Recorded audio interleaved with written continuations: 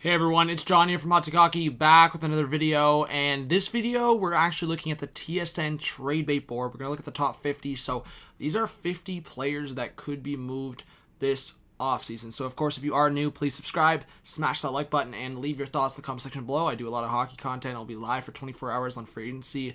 I'll be live for both days on the draft, so I hope to see you there. So we're just going to go through some of these names. So, I mean, if you're looking at that top 5, those are huge names. All of ekman-larsson, there's been some ties to 3 of the Western Canadian teams: Oilers, Flames, Canucks. Bruins have potentially been in conversation there, maybe the Panthers. Patrik Laine, is it maybe the Carolina Hurricanes? Is it another team looking for that strong score offense? I think it's still unlikely Laine gets traded, but for me, because of how much they've talked about it and because of the lack of fit in terms of the Jets' perspective, they just don't see Laine being a guy that is on a Scheifele line.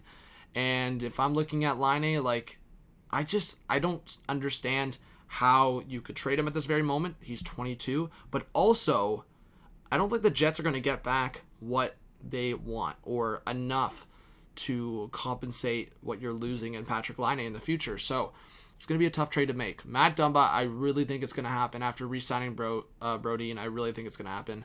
Dumba is one defenseman. I would say a couple other defensemen. Pietrangelo, obviously a UFA, but I think that's more in like the sign and trade. I think Noah Hannafin's a possibility, but just to go back to the start of the list, Matt Murray and Fleury, those are 2 big names, of course. I think Murray will definitely be traded, and Fleury maybe. I think the cap is definitely an issue with a $7 million cap hit. Josh Anderson, I think Columbus is going to look for an extension. He's an RFA, but it's a possibility, and DeBrusk for me is a really interesting one. He really hasn't gotten like consistently going with the Bruins, especially in the playoffs, past like maybe the first round, and he's had his injuries as well. So it's going to be interesting with DeBrusk. I know there's been a rumor that I even suggested Darnell Nurse, maybe a swap. I suggested that like months ago. So maybe to the Oilers for a defenseman. I could see that, especially if the Bruins are losing Krug. Ottawa's second-round picks, I would even suggest maybe Ottawa's late first-round pick. And there's even been some speculation of Ottawa moving the 5th overall pick. I don't see it. But in terms of their late first that they got and second-round picks, I think it's possible.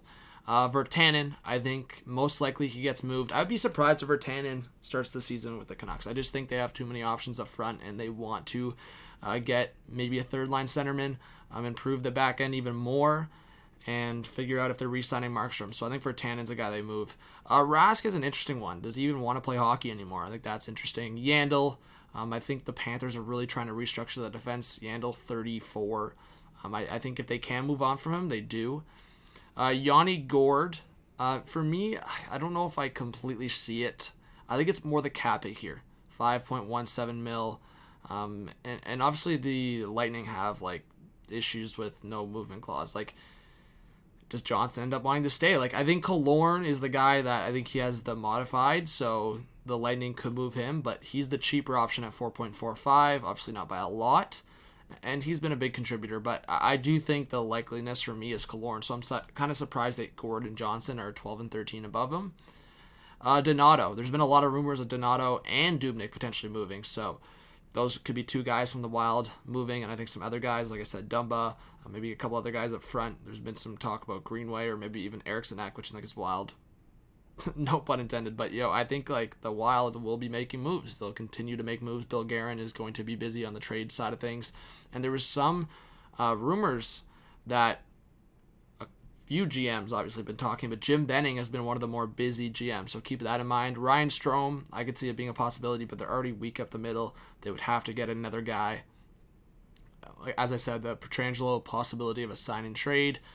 Andreas Johnsson, I'd be surprised if both Johnsson and Kerfoot are with the Leafs to start the season. I think one of them are for sure gone.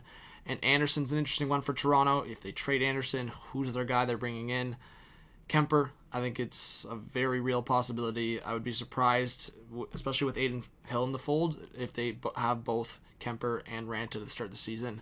Korpisalo's another guy. Maybe the Blue Jackets sell high on one of Merzlikins and Korpisalo because you have a situation where you rely on both. You are confident in both, and moving one for maybe an asset up front or prospects and pieces to then flip for someone up front. Like, the Blue Jackets need forwards. Noah Hannafin I talked about. I think he could get traded. The Flames right now are weaker on the right side. Brandon Saad, 1 year left at $6 million cap hit. I think the Blackhawks are continuing to try to retool and try to get younger. I mean, he's still fairly young, 27, but I do think they could either look for an extension or trade. Duchesne, it's crazy, man. Johansson and Duchesne, like two guys, $16 million combined, and not the production you're looking for. So for me, I think one of them definitely could get moved, and it would have to probably be a bad contract going the other way. But I think they could get some assets. Bonino, another guy in Nashville. Like, here's the thing with Nashville, like 4 centermen, man. Like, and it's been talked about, like Turris, Bonino, Duchesne, Johansson. Like, I would say at least two of those guys are not with the Predators next year. Brady Shea, like they just acquired him for a first-round pick. I think it's crazy that he's already part of rumors. Max Domi, I think it's a very real possibility he gets traded. I think when you're the Canadians, you might try to extend Deneau, but I think one of Deneau or Domi will be gone. Gostisbehere, I'd be shocked if he's not traded. I think we've talked about rumors with him over the last couple of years. I think this is now a legit thing where he gets traded. I'd be shocked, man. He was scratched. He was always scratched for times in the playoffs. I would be shocked if he's not traded. Palmieri, 1 year left at a $4.65 million cap hit. It's going to be a similar situation to Saad. He's 29. He's not yet in his 30s. It's either going to be an extension, or if not, then probably before the season he's traded. Boychuk, if the Islanders can move that contract, they're going to have to try to move one of Boychuk, Ladd, maybe Leddy, but Leddy actually might give you assets back. So if you can move one of Boychuk or Ladd, that's going to be huge for your team and to give you cap space to actually improve your forward group. Brandon Sutter, I think Sutter is a lot more likely to be traded than Louis Eriksson. That's the unfortunate truth for Canucks fans. Sutter is just at a more reasonable cap hit. He's only got 1 year left, and there's some teams that are mediocre that could use a third-line center, and Sutter would fit that. Schwartz, 5.3 with 1 year left. If they can sign the extension, great. They got to figure out Pietrangelo and what they're doing up front for the future. Is Bozak going to be traded? We'll see. But I do think Bozak is more likely than Schwartz. But if they can get major value back for Schwartz, I think they are going to rely on some of the younger guys, to take on a bigger role. Marchessault, interesting one for me. I don't see him getting traded. If anything, Stastny for me will get traded. Maybe Martinez if they can't re-sign him. He's already 33, 1 year left, reasonable cap hit. Kessel, I've suggested the Kessel trade. I honestly think he could get moved, and I think honestly everyone over 30 in Arizona is probably on the block in some capacity. Chris Russell, if Edmonton can move him, he'll get moved. Vincent Trocheck, this one shocks me a little bit that he's included, and I've heard the talks. Winnipeg for me would be a team that should be all over that if he's available. 100%. But here's the thing, and I've talked about it. If Carolina and Winnipeg were to link up for a trade, and Trocheck and Hamilton going to Winnipeg, and Winnipeg could re-sign Hamilton, and maybe something else is included with Laine, but I think there's a possibility where both teams have what the other team wants. So we'll see. Wenberg, the Blue Jackets have wanted to move him for time. I think there's been buyout rumors, but I think they could still find a trade where you get some kind of not the greatest contract back and you move on from Wenberg. He's still 26. Montour, man, Buffalo has to sign so many guys, especially on that back end. I don't know. We'll see. I think Montour could get traded. D'Angelo, it's a situation where you need left shot defensemen. You already have Fox. You already have a couple of those guys. So we'll see. I think for D'Angelo, there's been some issues off the ice as well. Evan Bouchard, Ray Bro's not going to like that one, but you're not trading Broberg. So if you're trading a defensive prospect, it's probably Bouchard.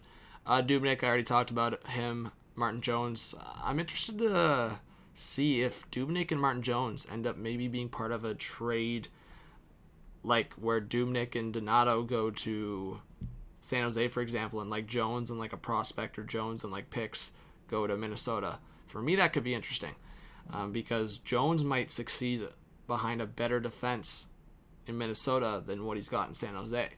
And Dubnyk's only got 1 year left, so that would be a really good saving for the San Jose Sharks.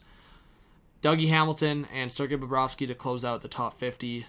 Hamilton for me is a situation where he's a rental.